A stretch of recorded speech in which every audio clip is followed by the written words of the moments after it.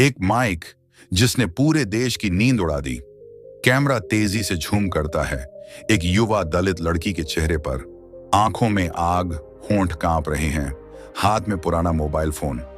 दोस्तों, क्या होता है जब एक दलित लड़की अपना फोन कैमरा ऑन करे और बोले, मैंने अपनी मीडिया बनाई है और आज पहला इंटरव्यू है। क्या होता है जब वो इंटरव्यू में पूछे, जब संविधान कहता है सब बराबर हैं, तो दलितों को क्यों नीच कहा जाता है? क्या होता है जब वो सवाल सिर्फ एक इंटरव्यू का नहीं, पूरे जातिवादी सिस्टम का अपमान बन जाए? ये वो पहला इंटरव्यू था जिसने टीआरपी की सारी किताबें फाड़ दी। और फिर उस लड़की ने कैमरे में सीधे देखा और कहा, अगर मैं गलत हूं तो संविधान गलत है। मुख्य धारा मीडिया की नींद उड़ा दी और लाखों दलितों के फोन में आग लगा दी। ये कोई न्यूज चैनल नहीं था, ये कोई एंकर नहीं थी, ये एक दलित लड़की थी। और सिस्टम को सबसे ज्यादा डर उसी से लगता है। क्या था वो इंटरव्यू, किससे लिया गया और 10 मिनट बाद क्या हुआ? ये कहानी इतनी सच्ची है कि आपका दिल रो पड़ेगा और गुस्सा भी आएगा। दोस्तों, वीडियो आगे बढ़ाने से पहले एक सवाल, अगर सच बोलना अपराध है और संविधान के सवाल पूछना गुनाह बन गया है, तो क्या चुप रहना सही है? अगर आप मानते हैं कि दलितों की आवाज दबाई नहीं जानी चाहिए, तो अभी इस वीडियो को लाइक करो। और अगर ये सवाल हर दलित, हर शोषित तक पहुंचना चाहिए, तो इसे शेयर करो। ऐसे सच और संविधान की आवाज सुननी है तो चैनल को सब्सक्राइब करो और कमेंट में लिखो, जय भीम या मैं सच के साथ हूं। राजस्थान जिले का एक छोटा सा गांव वाल्मीकिपुरवा, ये वो जगह थी जहां दलित बस्ती हमेशा नदी के उस पार थी। जैसे गांव कह रहा हो, तुम अलग रहो। कच्चे रास्ते, टूटे घर, पानी की कमी। एक छोटे से घर में 12 साल की लड़की सविता वाल्मीकि फर्श पर बैठी है। उसकी मां मजदूरी से लौट रही है, हाथों में घाव, चेहरे पर थकान। पिता छोटे किसान, खेत से लौटे हैं, कंधे पर हल। सविता पूछती है, मां, आज स्कूल में टीचर ने कहा तुम नीची बेंच पर बैठो, क्यों? मां की आंखें भर आती हैं। बोली, बेटी, हम दलित हैं, ठाकुरों का गांव है ये। उनके बच्चे ऊंची बेंच पर, हमारे बच्चे नीची पर। पानी अलग, खाना अलग, सब अलग। हम सहते हैं क्योंकि विरोध करने पर घर पर हमला होता है। पिता सिर झुकाकर, बेटी, मैंने एक बार जमीन वापस मांगी थी।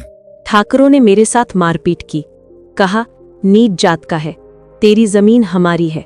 हम चुप रहे, तू भी चुप रह, नहीं तो बड़ा दुख होगा। सविता की आंखें नम हो जाती हैं। वो अपनी जेब से बाबा साहब की पुरानी किताब निकालती है।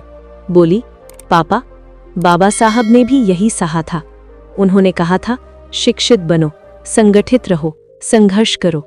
मैं संघर्ष करूंगी, हम अपमान नहीं सहेंगे। माँ रोते हुए किताब को छूती है। बेटी, ये किताब तेरी ढाल है, संविधान है, ये तुझे हक देता है, लेकिन याद रखना, सिस्टम बहुत मजबूत है।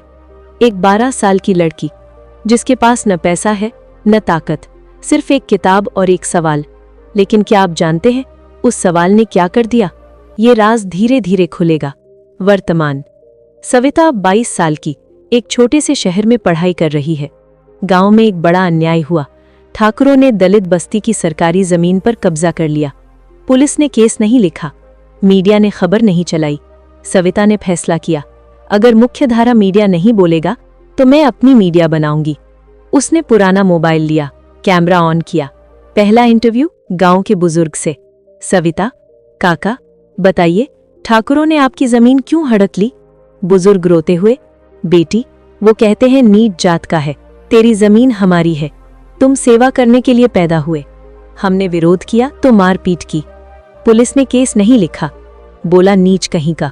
सविता, काका, संविधान में आर्टिकल 300A में संपत्ति का हक है, फिर क्यों नहीं मिला न्याय?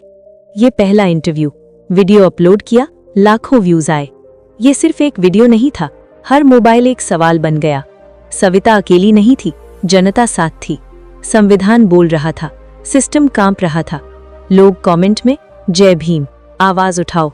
लेकिन नेता रणवीर सिंह को ये वीडियो पसंद नहीं आया। उन्होंने पुलिस को फोन किया, इस लड़की को चुप कराओ, ये दलित ज्यादा बोल रही है। पुलिस आई, सविता को थाने ले गई। एसएचओ ने कहा, तू कौन है जो वीडियो बनाती है?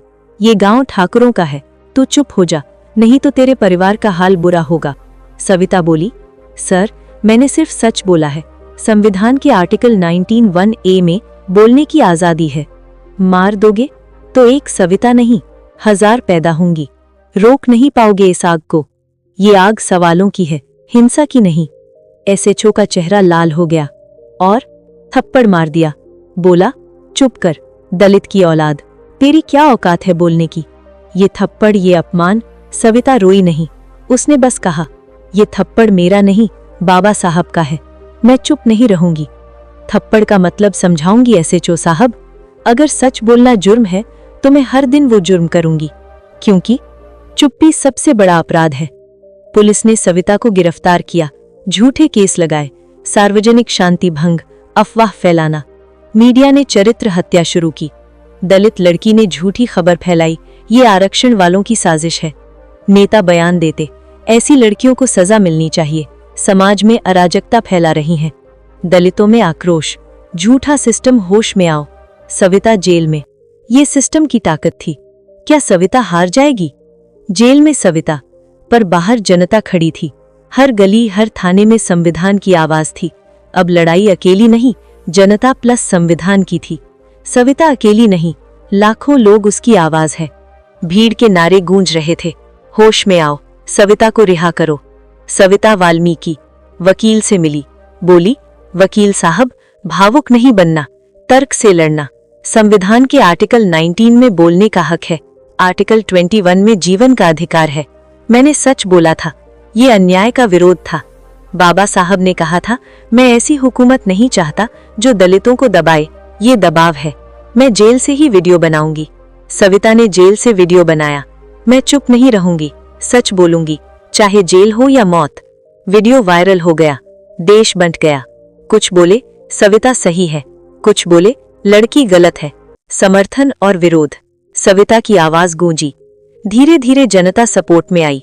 गांव में पोस्टर लगे, सविता हमारी बेटी है। सड़कों पर आंदोलन। गोदी मीडिया ने सविता को नक्सली कहा। दलितों ने मीडिया को जमकर लताड़ा। ये बिकाऊ मीडिया दलितों को दबाती है। कमेंट में जिंदाबाद, जय भीम, बाबा साहब जिंदाबाद, सविता को रिहा करो, अन्याय को खत्म कर संविधान लागू हो। भीड़ सड़कों पर, नारे लगाती, गरजती। सविता ने जेल से ही वीडियो जारी किया। मैंने सिर्फ सच बोला था, अगर सच बोलने पर जेल है तो मैं जेल में भी सच बोलूंगी। संविधान मेरी ताकत है, आर्टिकल 32 मुझे न्याय दिलाएगा। आखिर संघर्ष से जीत मिली, सविता को जमानत मिली। उसके चैनल पर लाखों सब्सक्राइबर्स आए। मंत्री पर केस चला, एसएचओ निलंबित। ये जीत किसी एक की नहीं, ये जीत जनता की थी जो संविधान के साथ खड़ी हो गई। जय भीम, जय संविधान।